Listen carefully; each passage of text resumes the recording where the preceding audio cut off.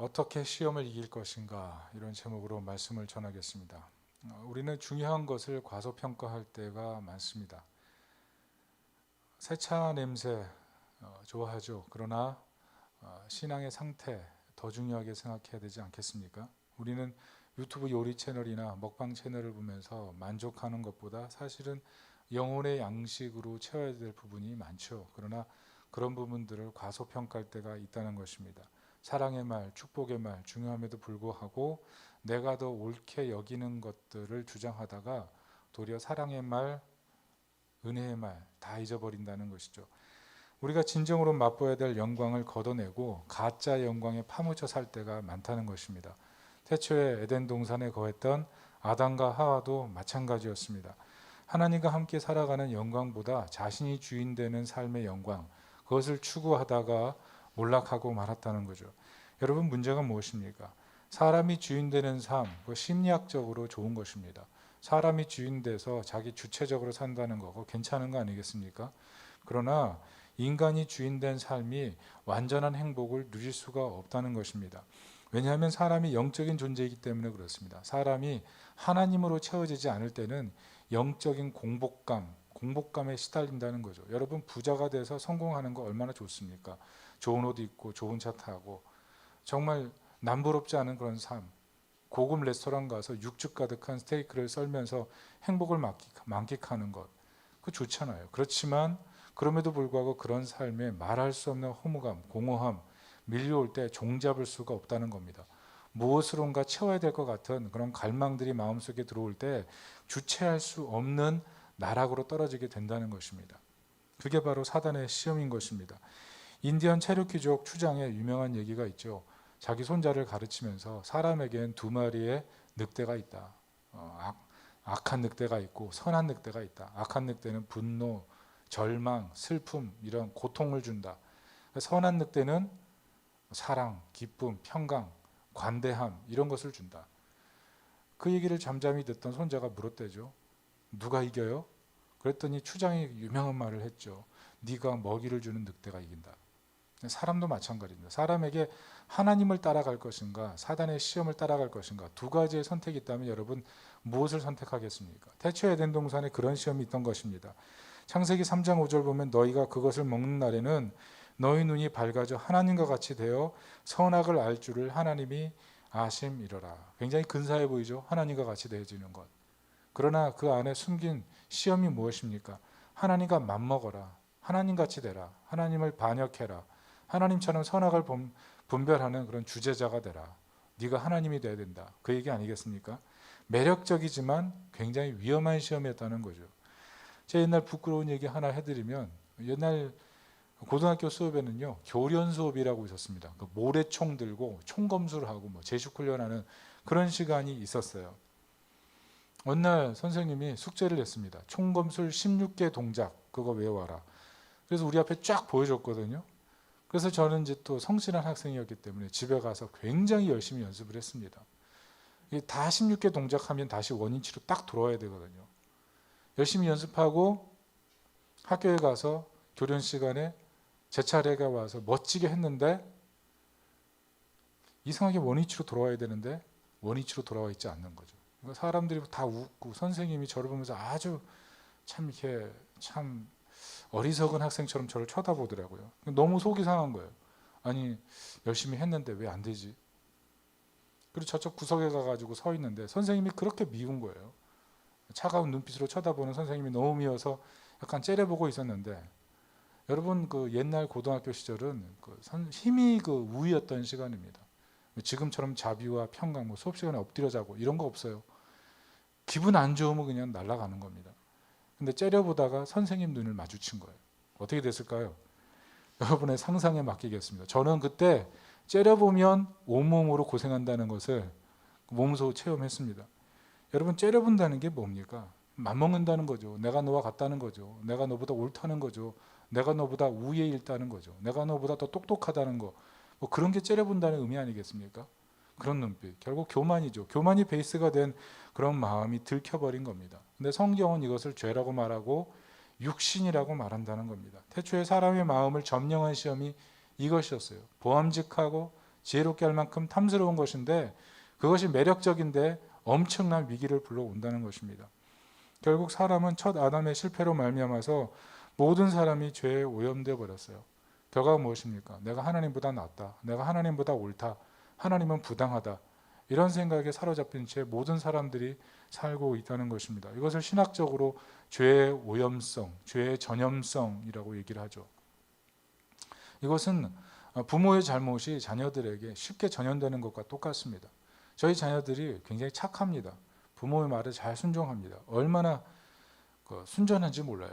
그런데 가끔 제가 잔소리하면 저를 째려봅니다. 맘먹는다는 거죠. 제가 그것을 보면서 무슨 생각하냐 하면 야, 죄가 전염되는구나. 나의 허물이 똑같구나. 이런 생각을 한다는 것입니다. 성경은 이렇게 말합니다. 로마서 8장 7절에 육신의 생각은 하나님과 원수가 되나니 이는 하나님의 법에 굴복하지 아니할 뿐 아니라 할 수도 없습니다.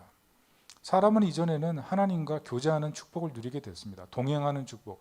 얼마나 행복합니까? 천상의 낙원에서 누리는 영원한 기쁨 속에 살았습니다. 그러나 죄에 오염된 이후부터는 아담 후의 모든 사람은 이제 육신에 사로잡혔고 하나님과 원수가 되었다는 것입니다. 그래서 복음이 무엇이냐 하면 그리스도를 세상에 보내서 우리의 죄짐을 풀어놓으신 겁니다. 이 땅에 우리 죄를 위해 대신 죽게 하셔서 교제를 회복하시는 사건, 그게 복음인 것입니다. 고린도전서 15장 22절에 이렇게 쓰였습니다. 같이 한번 읽어볼까요? 시작. 아담 안에서 모든 사람이 죽은 것 같이 그리스도 안에서 모든 사람이 삶을 얻으리라. 그리스도를 통해서 우리에게 새로운 교제, 새로운 평강이 찾아왔다는 것입니다. 오늘 본문이 얘기하는 게 무엇입니까? 아담이 에덴 동산에서 실패했던 그 시험을 예수님께서 성령에 이끌려 40일 금식하신 이후에도 위대한 승리로 끝내셨다는 거예요. 그분이 진정한 왕으로 이 땅에 오셔서 우리를 죄짐에서 해방시키는 분이라는 것입니다. 그래서 11절 뭐라고 써있냐면 이에 마귀는 예수를 떠나고 천사들이 나와서 수종드니라. 예수님께서 진정한 왕이라는 사실을 저자 마태가 천사가 수종드는 모습을 통해 분명히 보여주고 있다는 것이죠. 그러므로 본문의 도전이 뭡니까? 이 땅에 많은 시험이 있고 유혹이 있고 어려움이 있지만 성도는 이겨내야 된다는 것입니다. 예수님 승리하신 것처럼 예수님 안에서 승리하라는 거예요. 여러분 초대교회 성도들이 얼마나 핍박 많이 당했습니까? 고난 당했습니까? 그러나 예수님도 시험 당하셨는데 너희도 시험 속에서 승리하라. 예수님 먼저 와서 시험을 이기셨으니 너희를 도울 것이다. 이런 메시지를 주고 있다는 것입니다. 문제가 무엇입니까? 우리는 예수님의 승리 아래 있지만 이미와 아직 사이에 있다는 거예요. already not yet이라고 그러죠. 우리는 V-Day, Victory Day, 우리는 최종 승리가 약속되어 있습니다. 예수 그리스도 안에 있으면 우리는 참 구원받고 하나님 자녀로 살 수 있습니다. 그렇지만 not yet이에요. 완성되지 않았어요. 그래서 우리는 이 땅에서 계속 전투가 있는 겁니다. 마귀는 십자가에서 졌지만 영은 멸망하게 되어 있지만 그러나 성도 한 명 한 명을 미혹해서 멸망에 빠뜨리려고 끊임없이 노력하기 때문에 우리는 V-Day를 바라보면서 이 땅에서 믿음의 싸움을 하는 이런 삶이 남아 있다는 것입니다. 그렇다면 이런 사단의 미혹하는 시험을 어떻게 우리가 이 땅에서의 믿음의 싸움으로 승리할 수가 있겠습니까? 시험의 본질을 봐야 됩니다. 오늘 세 가지 시험인데요. 첫째는 실존적인 문제입니다. 먹고 사는 문제로 마귀가 시험합니다. 두 번째는 마귀는 하나님의 존재 가치를 시험합니다. 하나님이 정말 하나님이신가? 이런 거 시험합니다. 세 번째는 마귀는 내가 이 땅에서 영광스러운 존재가 돼야 된다라고 유혹을 한다는 것입니다. 결국 정리하면 자신의 욕구가 충족될 때 구원이 있다. 이런 얘기죠. 내 욕구가 채워지지 않으면 하나님은 필요 없다. 내 욕구 중심의 인생, 그것이 마귀의 시험이라는 겁니다. 그런데 예수님 하신 일이 뭐냐면 하나님의 뜻을 순종하고 하나님을 의뢰할 때 그때 구원이 있다는 거죠. 그게 예수님 보여주신 일인 것입니다. 하나님과의 바른 관계가 있을 때 진정한 구원에 들어갈 수 있다. 예수님께서 오늘 그걸 보여주는 것입니다. 구체적으로 살펴보겠습니다. 첫째 시험은 필요를 채우면 사람은 구원받을 수 있다는 유혹입니다. 3절을 다 같이 보겠습니다. 시작. 시험하는 자가 예수께 나와서 이르되 내가 만일 하나님의 아들이거든 명하여 이 돌들로 떡덩이가 되게 하라. 사탄이 주는 시험은 세상적인 방법으로 세상을 구원하라는 거예요. 떡이 필요하면 떡 주고 그리고 뭐 병이 있으면 무조건 고쳐주고 그렇게 해야 사람이 행복해야 세상에 하나님 나라 된다는 거죠. 필요를 채워주면 그게 메시아의 일이라는 그런 도전을 지금 하고 있는 겁니다. 여러분 우리 시험이 뭡니까? 필요 채워지지 않으면 괴로운 거 아니겠습니까? 먹고 자고 있고 적어도 이 세 가지 필요는 채워져야 하나님이라는 거죠. 우리 마음에 그런 마음이 있지 않습니까? 그런데 예수님 뭐라고 말씀하시냐면 4절로 말씀합니다. 다 같이 읽습니다. 시작. 예수께서 대답하여 이르시되 기록되었으되 사람이 떡으로만 살 것이 아니요 하나님의 입으로부터 나오는 모든 말씀으로 살 것이니라 하였느니라. 예, 말씀으로 살아야 구원이 임한다는 겁니다. 왜 이렇게 말씀하셨을까요? 여러분 떡이 중요하지 않다고 예수님 얘기하는 게 아니에요. 잘 보시면 육이 채워진다고 해서 사람에게 구원이 있다 이렇게 얘기할 수가 없다는 것입니다. 이스라엘 광야를 헤맸던 백성들이 어땠습니까? 하늘에서 만나가 내려왔습니다. 그런데 하나님 신뢰 안 했잖아요. 모세를 보십시오. 얼마나 위대하게 쓰임 받았습니까? 그러나 무리바 물가에서 지팡이로 돌을 치면서 뭐라 그럽니까? 내가 너희를 위해 물을 내랴. 무슨 말이에요? 하나님이 하시는 일인데 자기가 하는 것처럼 그게 자기 능력인 것처럼 내가 너희들 때문에 불편해 죽겠어. 내가 너희들 때문에 헌신하고 봉사하는 게 아주 귀찮아 죽겠어. 너희 언제 정신 차릴래? 이런 식의 마음가짐을 가지고 교만하게 행동했다는 거죠. 여러분 사람이 권위가 주어지고 뭔가가 채워지면 사람이 온전해지고 구원받은 사람처럼 행동하지 않는다는 것입니다. 설교자의 흔한 실수가 뭡니까? 성도들이 잘 안 변화되거든요. 오늘 회개하고 내일 천사가 되는 게 아니에요. 하나님 나라 갈 때까지 제대로 안 변화되거든요. 그러니까 목회자들이 성도들의 변화 없음을 보면서 변화시키려고 막 힘쓰다 보면 본문의 원래적인 하나님의 의도를 훼손하고 왜곡되어 설교할 때가 있다는 겁니다. 내가 원하는 방향으로 교회를 이끌려고 하는 유혹에 빠진다는 것입니다. 결국 어떻게 됩니까? 교회는 성장할 수 있어요.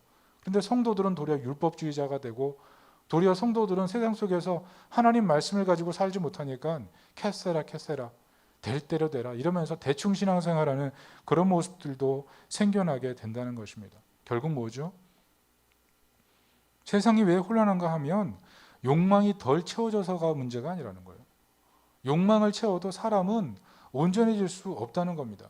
내 뜻대로 목회자도 그렇다니까요. 내 뜻대로 목회했는데 교회는 돼도 성도들에게 그 온전한 구원의 삶이 없더라. 이거 실패라는 것입니다. 그래서 오늘 예수님께서 무엇으로 싸우는 거예요? 말씀으로 싸우는 것입니다. 오늘 4절, 7절, 10절 보시면 예수께서 이르시되 기록되었으되 예수께서 말씀하시되 하나님의 뜻을 중심으로 말씀으로 싸우셨다는 것입니다. 우리가 오해하는 게 그거예요. 내 뜻 채워지면 내 욕구 채워지면 행복하다고 생각되는데 잘 돌아보세요. 가정이 언제 행복합니까? 말씀의 권위가 임하면 행복해요.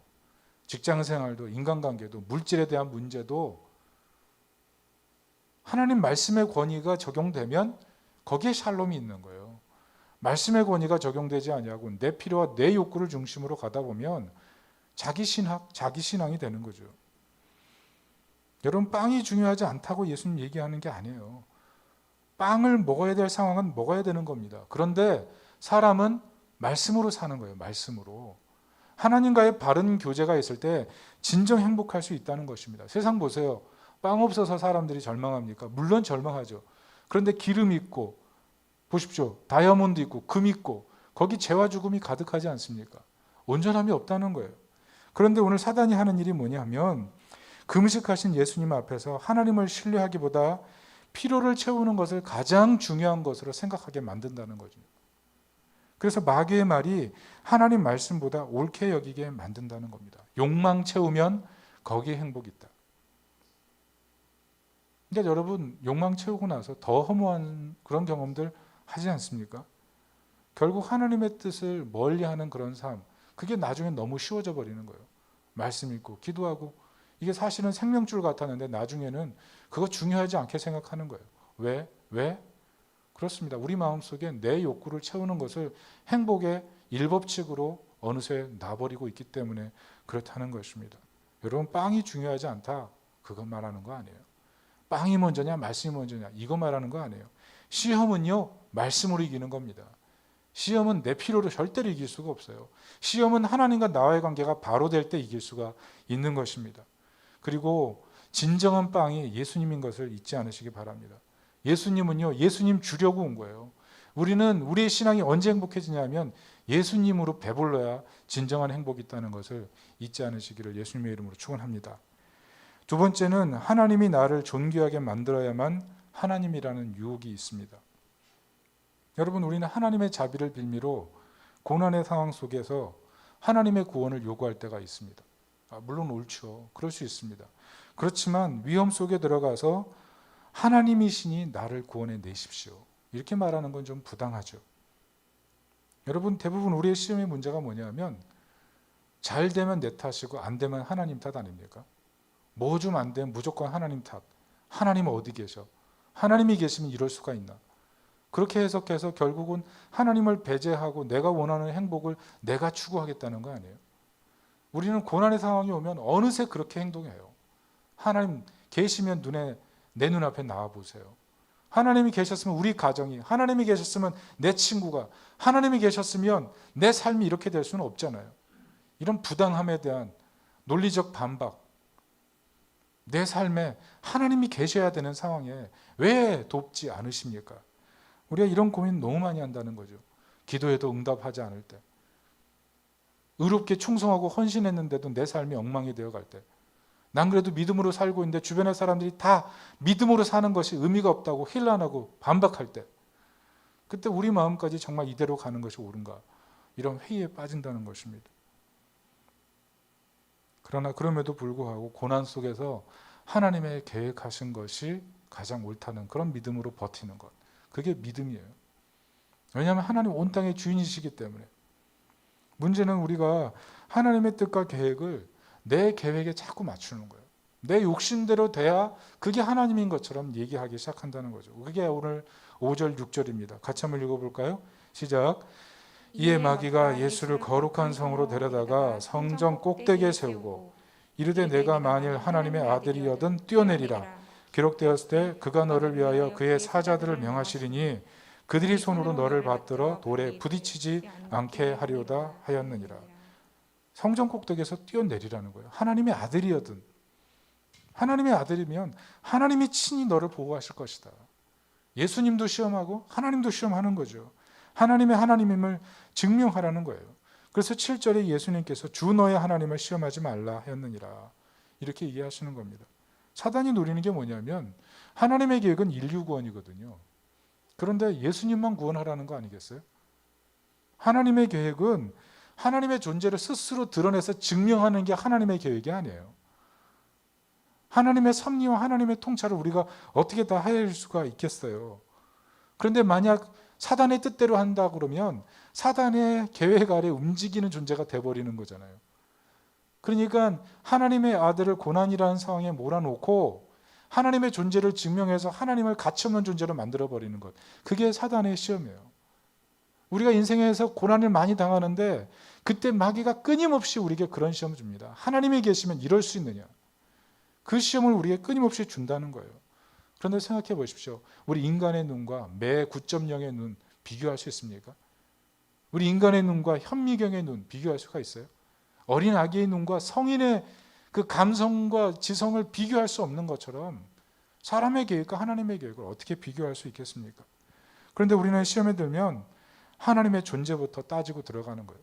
하나님의 뜻부터 따지고 들어가기 시작한다는 겁니다. 그래서 주 너의 하나님을 시험하지 말라고 말씀하시는 거예요. 여러분, 우리가 고난당할 때 있습니다. 어려움 당할 때 있어요. 그러나 그때도 하나님의 하나님됨을 믿고 하나님 온 땅의 주인이심을 믿고 하나님이 가지고 계신 그 계획이 가장 옳음을 믿는 그 믿음은 흔들리지 않기를 예수님의 이름으로 축복합니다. 마지막 세 번째는 내가 누릴 영광이 있어야 한다는 유혹입니다. 하나님 없어도 내 영광은 있어야 된다는 그런 생각이죠. 오늘 본문 8절 9절 보십시오. 같이 읽습니다. 마귀가 또 그를 데리고 지극히 높은 산으로 가서 천하만국과 그 영광을 보여 이르되 만일 내게 엎드려 경배하면 이 모든 것을 내게 주리라. 여러분, 본문은 사단의 영향력을 얘기하고 있습니다. 부귀영화 줄 수 있다, 이렇게 얘기하죠. 하나님의 큰 섭리 아래서 이런 일이 일어날 수가 있습니다. 그러나 결과가 뭡니까? 이미 최후 심판이 예정되어 있기 때문에 이 길을 가다가는 꼼짝없이 멸망하게 되는 겁니다. 물귀신 작전이에요. 혼자 망하지 않고 여럿 망하게 하는 것, 그게 마귀의 일입니다. 본문에서 사단이 높은 산, 천하만국, 영광 보여주는 이유가 뭡니까? 예수님에게 이 세상의 왕대라는 거죠. 세상의 부귀영화 누리다가 끝나라는 겁니다. 이 세상도 영광스럽게 살 수 있다고 얘기하는 거예요. 하나님 배신하고 날 따르라는 거죠. 하나님이 원하는 하나님 나라 만들지 말고 세상의 부귀영화 누리면서 행복하게 살다 끝나라는 거예요. 그것도 인간으로서 가치가 있다는 거죠. 현대시대 이런 시험이 굉장히 많습니다. 세상의 문제는 힘이 있어야 해결할 수 있는 거야. 힘을 길러. 옳은 말처럼 들립니다. 부귀영화 있으면 웬만한 문제 다 해결돼. 이렇게 얘기하잖아요. 행복의 구원이 있는 거야. 행복을 추구해. 사실 얼마나 올바른 말입니까? 그런 말 들으면 마음 휙 움직여요. 그런데 그 본질에는 뭐가 있습니까? 그것을 예배하라는 얘기 아니에요. 그것을 예배하기 위해서 하나님을 예배하는 거 포기하라는 거 아니겠습니까? 부귀영화를 위해서, 너의 행복을 위해서, 내 나라가 잘 되는 걸 위해서 하나님 뜻, 하나님 말씀, 하나님과의 관계 그거 포기할 수 있어야 되지 않겠니? 그것을 요구한다는 거예요. 그런데 여러분 정말 그렇습니까? 하나님께 예배드리지 말고 하나님과의 관계 포기하고 나서 거기에 정말 행복이 있습니까? 여러분 하나님을 배제하니까 세상이 행복해집니까? 하나님을 배제한 채 도덕을 세워놓고 하나님 배제한 채 평화를 얘기하고 하나님 배제한 채 정치 얘기하고 하나님 배제한 채 국력 얘기하고 여러분 정말 세상이 올바로 돌아가고 있다고 생각하십니까? 그게 쉽지가 않다는 거죠. 이번에 미나리라는 영화가 찍혀서 골든글로브상 받고 그리고 오스카상까지 받는다고 뭐 이렇게 얘기하고 있는데요. 그 대표적인 배우가 윤여정 씨죠. 윤여정 씨에게 기자가 물어봤어요. 만약 당신이 영광을 누리고 있는데 옛날로 돌아가면 어떻겠습니까? 그랬더니 뭐라 그랬어요? 저는 옛날로 돌아가기 싫습니다. 너무 고생스러웠거든요. 인생은 버티는 거였습니다. 쉽지 않다는 거죠. 그 음악의 배우가 수많은 영광을 누렸을 텐데 돌아가서 지금의 지혜를 가지고 살았으면 더 미래가 멋질 텐데 그러고 싶지 않다는 거예요. 사단은 부귀영화가 있으면 세상적인 힘이 있으면 영광이 있다고 얘기합니다. 그런데 세상의 영광이 완전한 영광이 아니라는 거죠. 성공이 있어요. 그러나 그 안에 쓰디쓴 독약이 있는 거예요. 아름다움이 있어요. 근데 약점이 있어요. 세상 사람들이 부러워할 만한 그런 위치에 있어요. 그냥 치명적인 문제들을 다 갖고 있다니까요. 다 괜찮은 사람처럼 보이는데 뒤에서는 어둠의 그림자 속에 살아가는 그런 모습들이 있다는 거죠. 그런데 마귀가 오늘 시험하는 게 뭐냐면 예배의 대상 바꾸라는 거예요. 다 줄 테니 예배의 대상 바꾸라. 그래서 오늘 10절 예수님의 대답입니다. 같이 읽습니다. 시작. 이에 예수께서 말씀하시되 사탄아 물러가라. 기록되었으되 주 너의 하나님께 경배하고 다만 그를 섬기라 하였느니라. 예수님의 대답이 뭐냐면 사람은 예배의 대상이 하나님일 때 비로소 진정한 영광 속에 들어간다는 거예요. 하나님의 영광을 볼 때 우리의 두려움이 물러가고요. 하나님의 영광을 볼 때 우리의 슬픔이 물러가고요. 하나님의 영광 속에 거하고자 우리의 삶에 어떤 시험이 있을지라도 그 자리에서 믿음으로 버티면서 하나님을 바라보려고 하면 거기에 진정한 승리가 있다는 얘기를 해주고 있다는 거예요. 여러분 생각해 보십시오. 지금 우리가 섬기고 있는 예배의 대상이 무엇입니까? 그 예배의 대상이 무엇입니까? 여러분 혹시라도 내가 지금 이 땅에서 누릴 영광이 너무나 없어서 실망하고 좌절해 있지는 않습니까? 여러분 나 자신을 바라볼 때 막 실망스럽지 않아요? 나는 한낱 작은 파도 같고 들판에 있는 이름 없는 꽃과 같고 안개와 같고 그런 연약한 인생인데 내가 무엇일까 이런 생각하지 않습니까? 그런데 하나님의 그 놀라운 영광을 바라보면 내가 얼마나 부유한 자인지, 내가 얼마나 영광스러운 존재인지, 내가 얼마나 소망이 있는 존재인지, 인생에 보이지 않던 정답이 하나님으로부터 나온다는 것을 깨닫게 된다는 것입니다. 그러므로 여러 시험이 다가올 때 사단을 예수님의 이름으로 대적하고 승리하는 하나님 백성이 되시기를 예수님의 이름으로 축원합니다. 말씀의 결론을 맺습니다. 오늘 세 가지 시험이 있습니다. 한 가지로 정리하면은 너 자신을 의지하고 하나님을 의지하지 말라는 얘기하는 것입니다. 이게 에덴 동산의 시험과 똑같습니다. 하나님을 배제하고 네가 주인이 되라. 내가 선하게 주관자가 되는 것이 가장 큰 행복이고 거기에 구원이 있다. 사랑하는 성도 여러분, 우리는 이런 시험을 계속 접하게 됩니다. 내가 필요할 때 하나님 어디 계셨습니까? 내 필요는 과연 하나님 왜 안 채워주십니까? 세상 속에 많은 사람들이 어느 정도 영광 누리고 사는데 나는 이 정도도 안 됩니까? 이런 마음속의 불만이 우리 마음속에 생길 때가 있습니다. 여러분 그때 어떻게 하십니까? 폴 트립이 이렇게 얘기합니다. 나는 아주 숙련된 자기 기만꾼. 내 상태가 얼마나 심각한지를 애써 과소평가하면서 은혜의 가치를 얕잡아 봅니다. 내 죄의 무게로 내 마음을 짓뭉개 주소서. 그리하여 구속하시는 주님의 은혜 그 영광으로 내 마음을 다시 채워주소서. 하나님의 은혜의 가치를 알면서도 하나님이 얼마나 놀라운 분인 걸 알면서도 그 시험에 들면 자기도 모르게 믿음의 자리에 있으면서도 믿음의 사람이 아닌 것처럼 살아가는 자기 기만꾼. 그렇게 살기에는 너무 답답하기 때문에 차라리 내 죄의 무게로 나를 짓뭉개서 나로 하여금 다시 한번 하나님께 하나님의 은혜만이 인생의 살 길이라는 고백을 하게 하소서. 이게 폴 트립의 얘기라는 것입니다. 여러분 지금 영적인 상태가 어떠십니까? 건강하십니까? 예배의 대상이 하나님이십니까? 혹시 하나님 안에서 믿음 생활하다고 실망하고 좌절하고 지쳐있지는 않습니까? 마음속에 복수심이 가득하지는 않습니까? 슬픔이 묻어있지는 않습니까? 로드 바이런이 이런 시를 썼어요. 내가 딴 가시들은 내 손으로 심은 나무에 붙어있던 것들이다. 왜 인생에 가시가 많아요? 왜 인생이 이렇게 고족하고 힘들어졌어요? 결국 내가 뿌린 것, 내가 가꾼 정원, 그것이 문제였다는 거예요. 그게 다 지금 나를 찌르는 가시로 돌아와 있다는 것입니다. 어떻게 해결할 수 있습니까? 어떻게 해결할 수 있습니까? 여러분 영광스러운 이 복음의 능력이 무엇입니까? 우리는 비록 이 시험을 이길 능력이 없습니다. 그러나 우리가 이미 승리하신 그리스도 안에 거하기 때문에 이미 시험을 이기신 그리스도 안에 거하기 때문에 그리스도의 도우심으로 말미암아 우리가 이 시험을 이길 수가 있는 것입니다. 예수 그리스도께서 이미 승리하시고 V-Day, 빅토리 데이, 최종 승리를 약속하셨기 때문에 그리고 최종 승리 안에 있는 우리를 도우시기 위해서 이 땅에 함께 하시기 때문에 우리가 어떤 시험이 와도 이겨낼 수 있는 것입니다. 고린도전서 15장 22절을 우리 같이 한번 다시 읽습니다. 시작. 아담 안에서 모든 사람이 죽은 것 같이 그리스도 안에서 모든 사람이 삶을 얻으리라. 그러므로 우리가 할 일은요, 여러 낙심되는 환경 속에서 주님 붙들고 가는 것입니다. 이사야 41장 9절 말씀 같이 읽어봅니다. 시작. 내가 땅끝에서부터 너를 붙들며 땅 모퉁이에서부터 너를 부르고 내게 이르기를 너는 나의 종이라.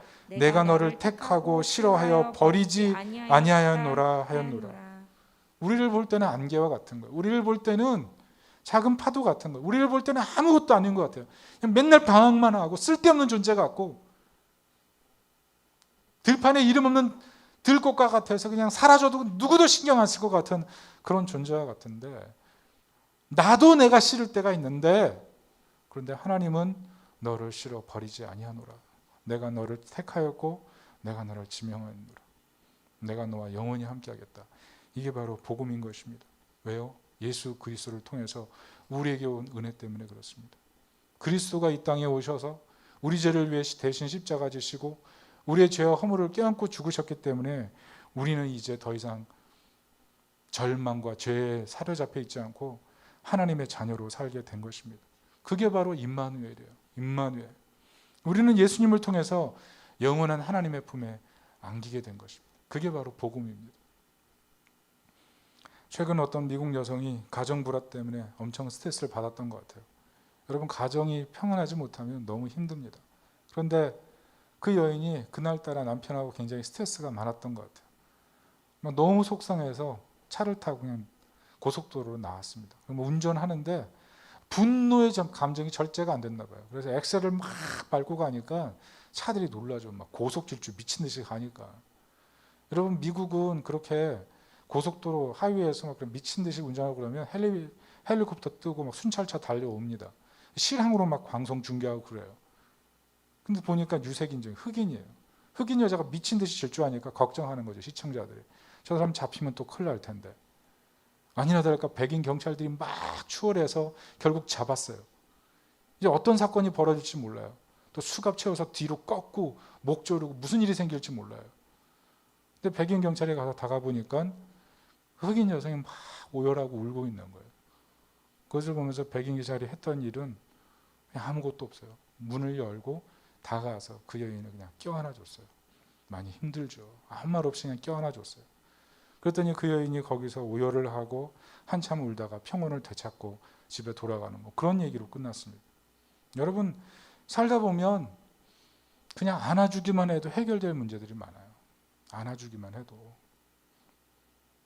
힘들고 어려울 때 누군가 그냥 기댈 어깨가 있으면 거기에 기대서 한참 울다 보면 회복될 때가 많아요.